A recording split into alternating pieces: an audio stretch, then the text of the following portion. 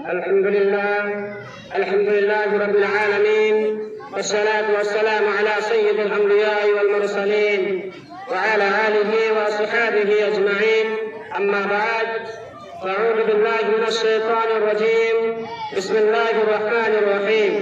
قل هو الله أحد الله الصمد لم يلد ولم يولد ولم يكن له كفوا أحد. قال شاعر، ہزاروں پھول سے چہرے جھلس کے خاک ہوئے، ہزاروں پھول سے چہرے جھلس کے خاک ہوئے، بھری بہار میں اس طرح اپنا باغ جلا. ملی نہیں ہے ہمیں عرض پاک تحفے میں، ملی نہیں ہے ہمیں عرض پاک تحفے میں، جو لاکھوں دیپ بجھے تو ایک چراغ جلا. معزز سامعین اور میرے پیارے بھائیوں اور بہنوں، آج کے اس خوشی کے موقع پہ یہاں آئے ہوئے سبھی بھائیوں کو خوش آمدید اور ویلکم کہتے ہیں. دوستو، آج کا یہ دن یوم جمہوریت کی مناسبت سے منایا جاتا ہے، اور جمہوریت کو انگریزی میں ڈیموکریسی کہتے ہیں، جس کا مطلب ہے عوام کی حکومت. دنیا بھر کے ماہرین دستور نے جمہوریت کی الگ الگ طرح سے تعریف کی ہے. ان میں سے سب سے بہتر، اہم اور سب سے مشہور ابراہیم لنکن کا وہ جملہ ہے جس میں کہا گیا، democracy is government of the people for the people and by the people. یعنی جمہوریت کہتے ہیں عوام کے ذریعے عوام کے لیے قائم کی گئی حکومت. یہ دن قومی دن کی حیثیت سے منایا جاتا ہے، اور اس دن پورے ملک میں قومی تعطیل ہوتی ہے. سارا ملک جشن کے ماحول میں ڈوبا نظر آتا ہے. گاؤں دیہاتوں، شہر گلیاں کوچے ہو یا بازار، اسکول کالج یا یونیورسٹیاں یا پھر سرکاری ادارے یا دفاتر، سبھی مقامات خوبصورت ترنگی جھنڈیوں سے سجے نظر آتے ہیں. ہر جگہ خطبہ وطنی کے نغمے گونجتے ہوئے سنائی دیتی ہے.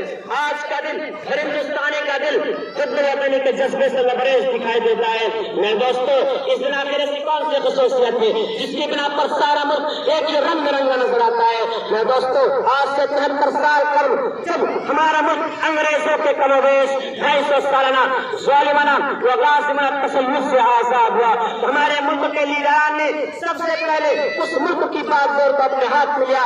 ارے کیا ہم اپنے ملک کو ایک ایسی جمہوری ملک بنائیں گے جہاں سبھی مذہب و ملت، قومی برداری، ہر رنگ نسل کا افراد آزادانہ طور پر زندگی گزار سکے، جہاں کوئی کسی کا رنگ نسل اور مذہب کا دشمن نہ ہو، جہاں امن و چین اور سکون کے ساتھ افراد کی محبت اور یکجہتی اور بھائی چارگی کے ساتھ زندگی گزاری جا سکے. اور ایک ایسے ملک کی تشکیل کا فیصلہ لیا گیا جو بنگی جملہ تہذیب کا گہوارہ ہو.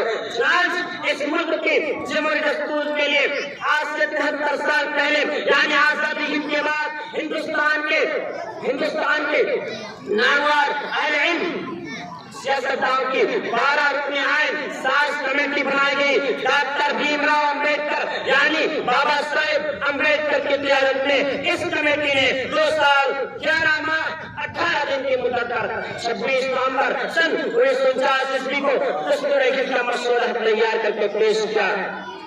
اس آئین کے پیش کیا جسے 26 جنوری سن 1950 میں پورے ملک پہ نافذ کیا گیا.